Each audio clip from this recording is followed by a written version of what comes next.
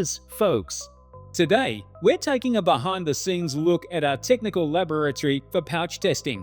We'll walk through the methodology and show you how the tests are conducted. Much of the equipment we use is designed and built by us to simplify our work and improve accuracy of the results. Everything starts with a general review. This part is simple, and you can see it in our overviews, where we take note of specific details. The most crucial stage is the preparation of samples for testing. This includes sending specially designed questionnaires, followed by data processing, averaging results, refining details, and more, and all is to ensure the most objective evaluation. Next is how it goes with the physical tests. Physical testing begins with weighing. First, we weigh the entire can, then separately weigh the pouches and the can. Once the can is opened, we must work quickly because the pouch loses moisture when exposed to air, and the weight changes right before our eyes. We don't stop for a second as we continue weighing each component separately. To do this, we cut the pouch in half and separate the cellulose bag from the filler. The next step is weighing. We weigh the filler and the pouch separately. As you can see, the total weight doesn't match, and the pouch loses about 2% of its weight during our measurements. It's not much, but we aim for maximum precision. Each measurement is repeated for 5 samples, at least 3 times for greater accuracy. The next step is measuring dimensions.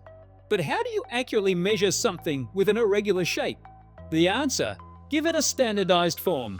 We developed a special device that compresses pouches with a weight of up to 500 grams without damaging their structure. Additional weights help ensure accurate and repeatable results. This allows us to precisely measure the pouch thickness.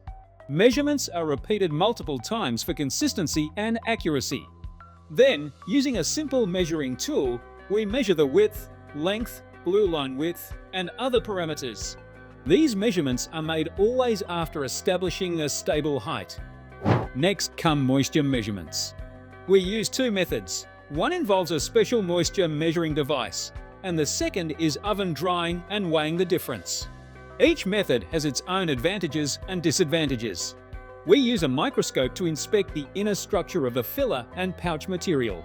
The rupture test is our favorite test because we get to destroy something. We press the pouch until its outer shell breaks. Here, force and different clamp shapes come into play. And that was a short tour of our lab, showing how we conduct tests of the pouches that we get. We haven't yet covered chemical tests and many other aspects, but that's for another time. Subscribe to our channel so you don't miss new videos.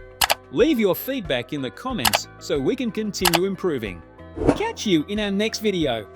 See you soon.